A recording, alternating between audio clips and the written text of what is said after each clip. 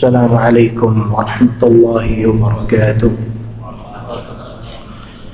إن الحمد لله نحمده تعالى ونستعينه ونستغفره ونعوذ بالله من شرور أنفسنا ومن سيئات أعمالنا. من يهده الله فلا مضل له ومن يضلله فلا هادي له.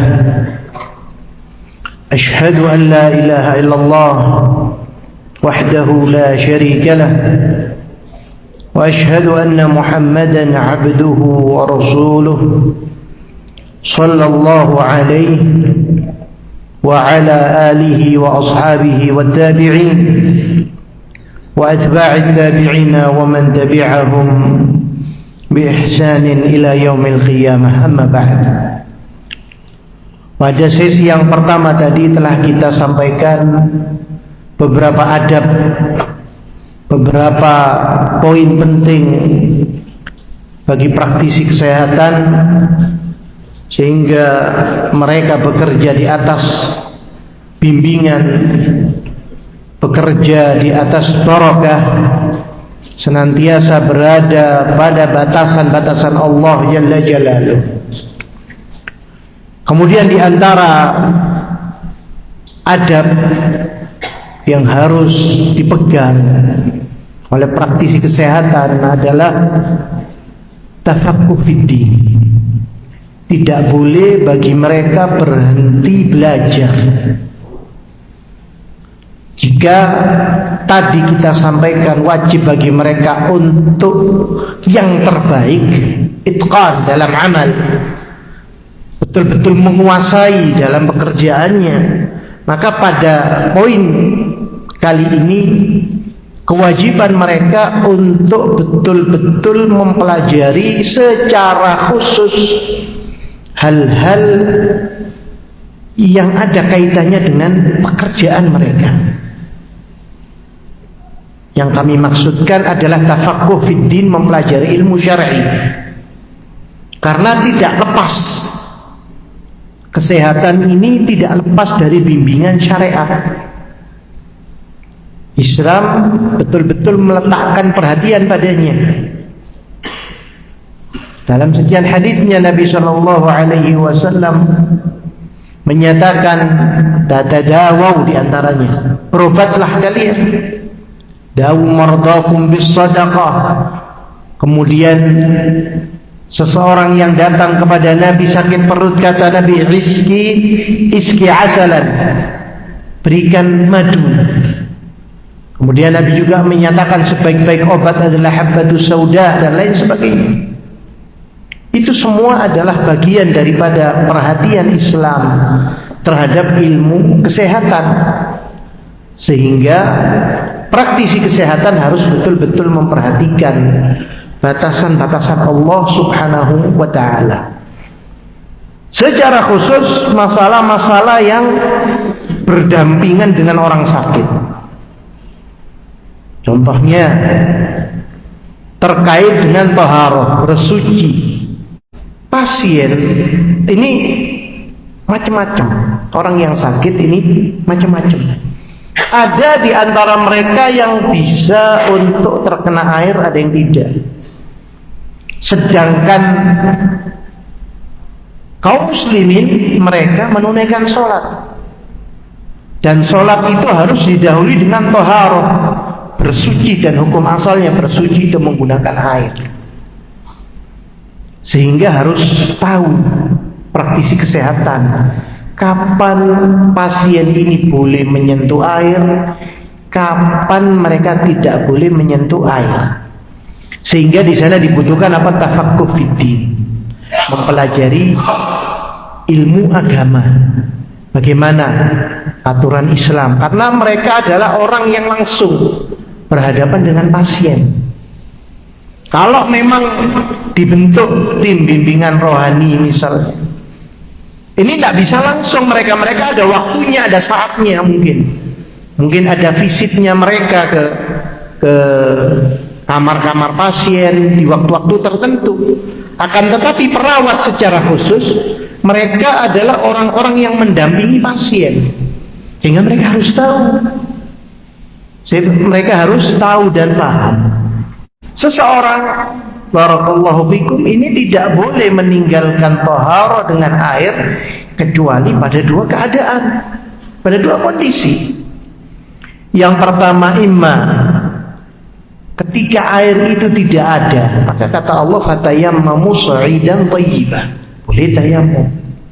Kondisi yang kedua, ketika sakit dan dengan tersentuhnya kulit tersebut atau badannya dengan air akan semakin menambah rasa sakitnya, maka seketika itu boleh baginya untuk tidak menyentuh air. Bahkan boleh hanya diusapkan saja di kain yang mengikat luka misalnya. Sebagaimana ada salah seorang sahabat yang meninggal karena sebab ketidakpahaman sebagian sahabat yang lain. Satu sahabat yang terluka, kemudian kata sahabat yang lain, ini tidak bisa, harus taharah dengan air, tidak ada udzur dan lain sebagainya. Maka ketika Nabi SAW tahu, kata Nabi, qataluhu qatalahumullah, mereka telah membunuh orang ini, mereka telah membunuh orang ini, semoga Allah mematikan mereka. Ini marah betul Nabi Sallallahu Alaihi Wasallam, maka binasa orang tersebut. Kemudian Nabi katakan, ala salu idlam ya'lamu, tidakkah mereka mau bertanya ketika mereka tidak tahu? Ternyata mereka gengsi, tidak mau bertanya. Sebagian orang demikian, sebagian orang gengsi, sebagian memang ya wis atas kadar dirinya, gimana ya dianggap darurat. Ini kondisi para sahabat, mereka tidak tahu, memang betul-betul tidak tahu. Adapun manusia sekarang, sebagian mereka gengsi.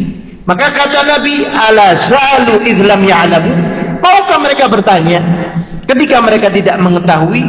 Fa innama syifa'ul al-ilm, ketahuilah bahwasanya obat atau syifa'ul as-su'al, obat daripada kebodohan itu adalah bertanya.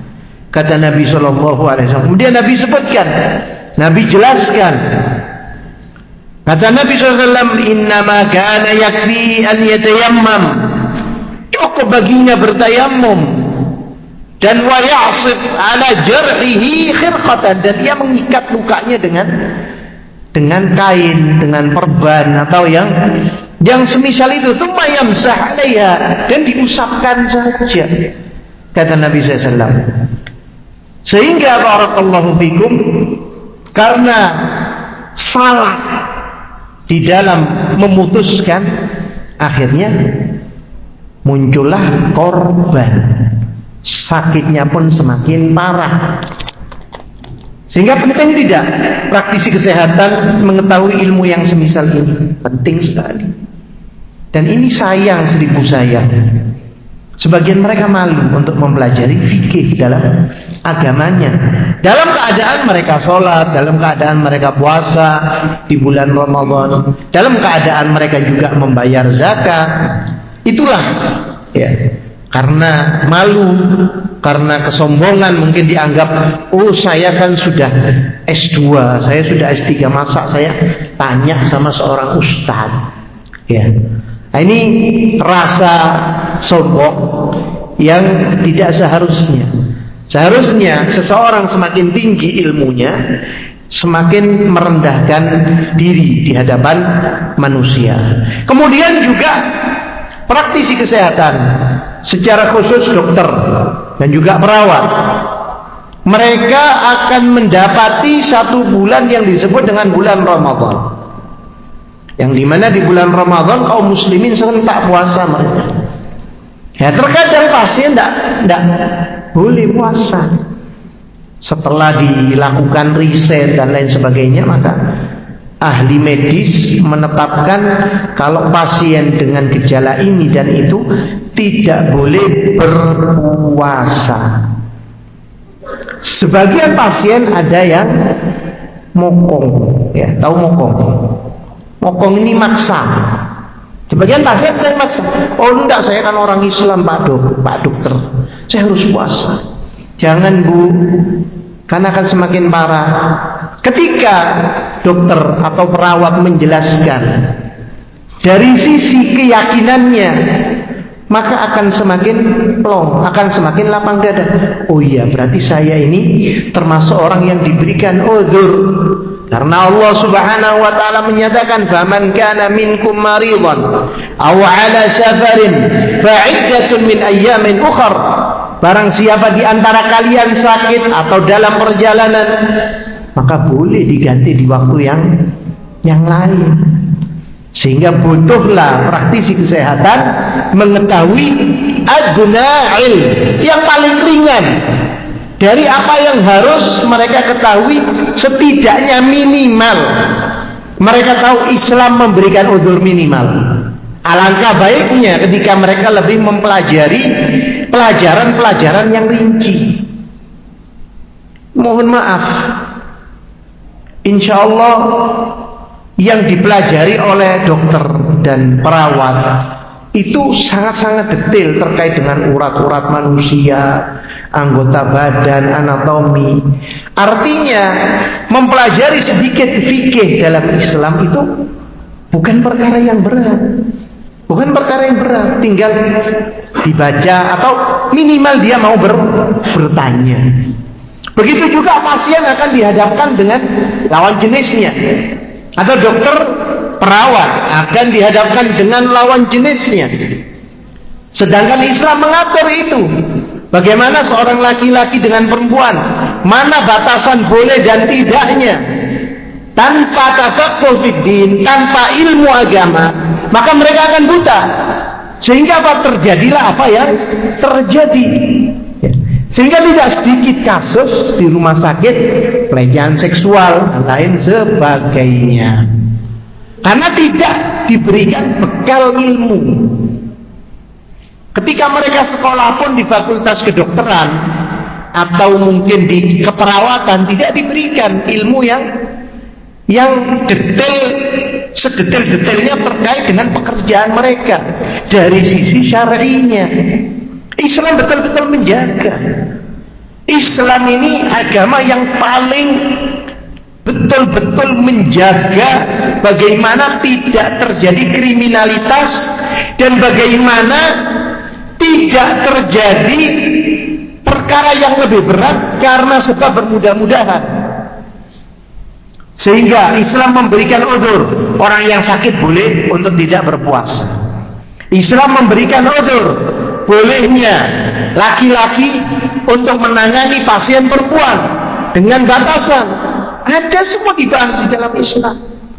Bahkan yang diharamkan pun di dalam Islam. Termasuk menyentuh wanita haram dalam Islam hukumnya. Tidak boleh laki menyentuh perempuan. Ini haram dalam Islam. Begitu juga bahkan mimbatul darurah, dalam rangka meniadakan kesulitan seseorang. Hatta makan yang diharamkan, contohnya mohon maaf, babi yang diharamkan dalam Islam. Dalam kondisi darurat tidak ada makanan sedikit pun di hadapannya kecuali yang haram, maka boleh baginya untuk memakannya. Akan tetapi perlu diketahui ad-daruratu tubihul mahdzurat. Darurat itu membolehkan sesuatu yang haram, akan tetapi al-daruratu qaddar bi qadariha. Itu ditentukan dengan kadarnya. Sampai mana batasannya? Itu yang harus dipahami.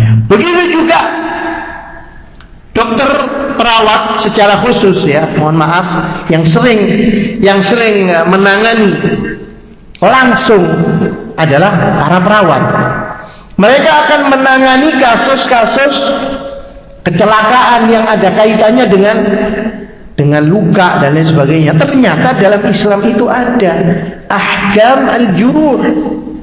Ada dalam Islam, dibahas dalam fikih Islam. Sehingga sangat butuh, ya, sangat butuh praktisi kesehatan mempelajari ilmu agama. Kemudian barakallahu fikum, di antara poin yang juga tidak kalah pentingnya adalah untuk betul-betul memahami apa yang diharamkan di dunia kesehatan. Apa yang diharamkan di dunia kesehatan. Contoh, tidak boleh baginya untuk membunuh. Maksudnya membunuh apa? Secara khusus di bidang apa namanya, obscen, ya, namanya obscen.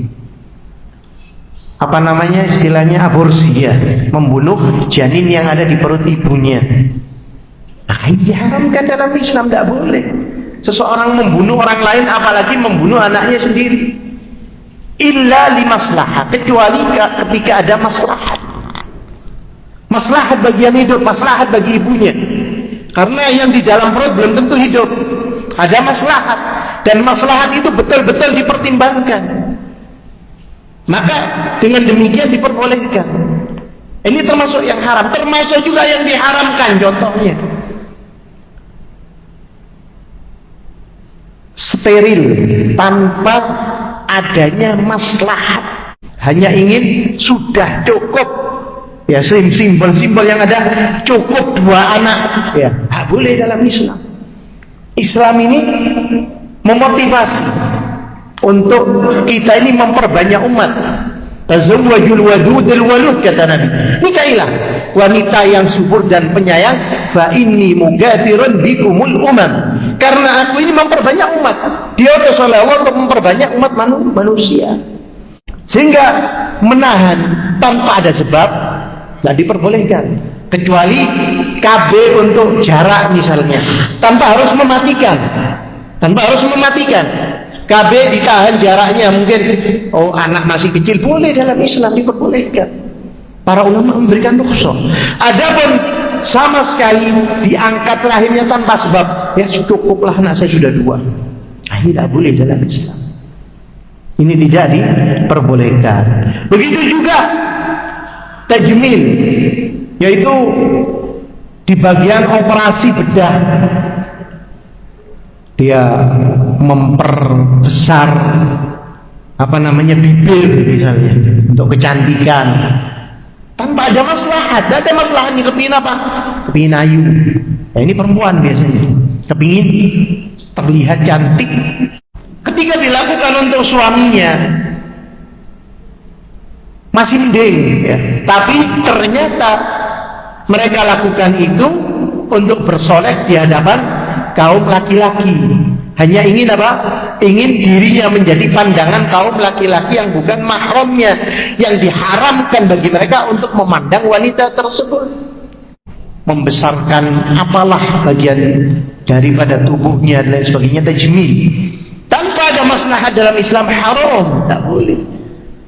Sehingga butuh, ya, mereka yang bekerja di bidang kesehatan untuk mengetahui. Begitu juga mereka butuh tahu bahwasanya Nabi SAW menyatakan apa? La'anallah al-wasilah wal mustawsilah. Allah melaknat wanita yang menyambung rambut, ya, menyambung rambut, dilaknat. Begitu juga namisah wal mutanammisa. Allah melaknat wanita yang menghabiskan bulu yang ada di alisnya dan yang minta untuk dibegitukan. Wal washimah wal mustawshimah. Dan Allah melaknat wanita-wanita yang memasukkan seperti jarum atau apalah dengan tujuan ingin menampakkan bagian tubuhnya sehingga terlihat lebih cantik, anggun dan menawan. Mereka harus tahu itu. Sehingga ketika ada pasien datang, ditanya apa maslahatnya. Ketika tidak, Anda sebagai dokter, ya, akan terkena ancaman memakan harta orang dengan batil. Tidak boleh. Hanya karena uang Anda mau mengerjakan itu, sedangkan Allah mengharamkan itu. Anda menjadi sebab pasien Anda terlaknat dan Anda terkena karena Anda tolong menolong di dalam urusan tersebut. Sehingga berapa dosa yang sudah antum tumpuk, yang sudah antum buat dengan melakukan perkara-perkara tersebut. Ini barakallahu fikum terkait dengan adab syariah bagi praktisi kesehatan. Kemudian bagian yang kedua, keumuman kewajiban dan adab bagi para pekerja, karyawan, dan siapapun namanya ketika mereka bekerja dengan orang lain. Ya. Ketika tadi yang sudah kita bahas terkait dengan praktisi kesehatan, maka pada poin yang kedua ini adalah tentang karyawan, pekerja, apalah namanya, ya, sebut saja mungkin bagian dapur, bagian laundry, bagian apalah.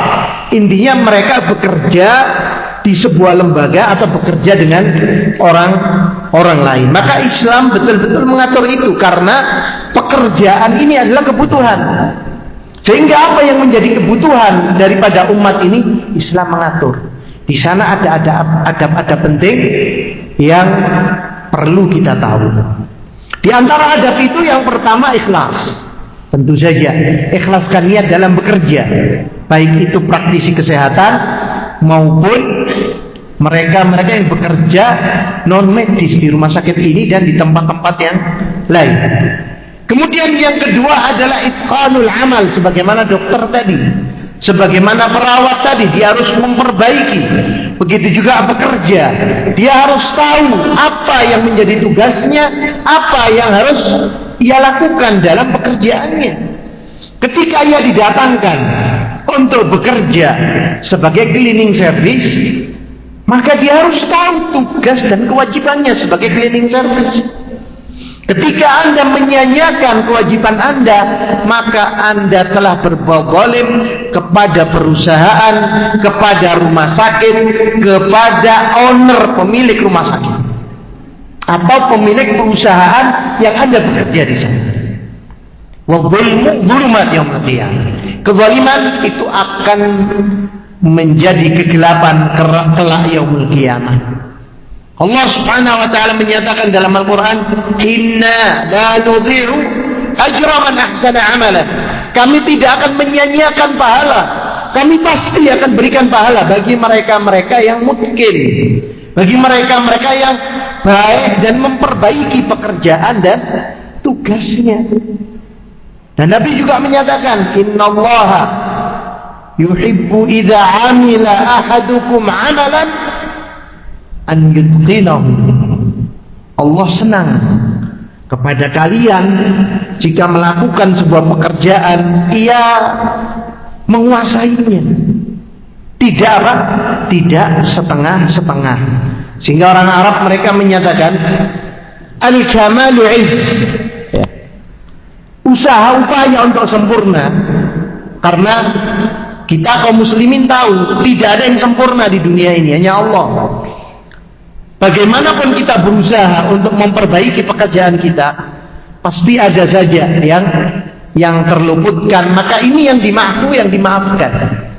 Adapun taksir sengaja untuk merusak kewajiban kita, maka demikianlah yang berdosa. Sehingga upaya untuk memperbaiki sampai mendekati kesempurnaan itu adalah kemuliaan, kata orang Arab. Dan ini yang harus kita perhatikan. Kemudian yang kedua adalah wajib bagi kita semua untuk betul-betul memanage waktu, mengatur waktu, terutama dalam pekerjaan kita.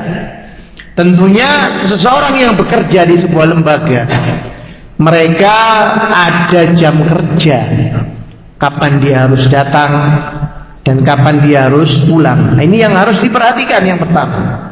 Kemudian tidak boleh baginya menyia-nyiakan waktu, tadhi'il awqat, karena termasuk kufur nikmat. Nabi SAW menyatakan, ni'matani maghbunun bihima katsirun minan nas. Dua nikmat yang banyak dari manusia, mereka itu lalai, mereka itu lupa, mereka itu tidak sadar ketika mereka itu tertipu dengan dua nikmat itu.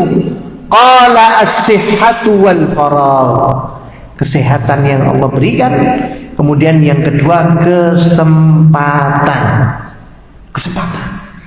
Sehingga dia tidak menyia-nyiakan waktu. Ambil waktu kosongmu untuk memberikan manfaat kepada manusia, terutama di lingkungan kamu bekerja. Ini setidaknya kita memenuhi apa yang diperintahkan oleh Nabi Shallallahu Alaihi Wasallam dalam sebuah hadis. Nabi SAW menyatakan, "Irtanim khamsan qabla khamsin." Manfaatkan 5 sebelum 5, kata Nabi SAW. Yang pertama, syababaka qabla haramik, masa mudamu sebelum datang masa tuamu. Di waktu muda ini waktu produktif, waktu yang kita ini bisa untuk melakukan pekerjaan yang berat sekalipun, maka manfaatkan kesempatan itu. Selama itu di jalan Allah, selama Anda lakukan ikhlas karena Allah, walaupun yang Anda cari adalah dunia untuk memenuhi kebutuhan Anda, kebutuhan anak Anda, kebutuhan keluarga Anda, ikhlaskan niat karena Allah, mencari nafkah. Di masa-masa itu manfaatkan sebelum datang masa tuamu. Wasihhataka qabla maradik, masa sehatmu sebelum engkau sakit. Wa ghinaka qabla faqrik, kecukupanmu ketika engkau bisa cukup, punya cukup harta untuk bersedekah, untuk memberikan manfaat untuk orang lain, maka manfaatkan kesempatan itu sebelum datang masa miskinmu, masa fakirmu. Wa faraghaka qabla syughlik, dan kesempatanmu sebelum engkau disibukkan dengan sesuatu.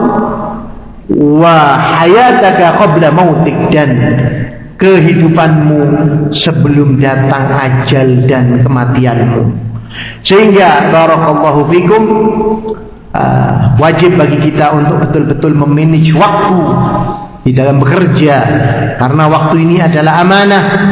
Ketika amanah yang diberikan kepada kita tidak kita manfaatkan sebaik-baiknya, maka pasti akan menjerumuskan kita kepada hal-hal yang tidak bermanfaat. Sebagaimana dalam pepatah Arab menyatakan, waktu ini kasih seperti pedang, ya, seperti ibarat pedang.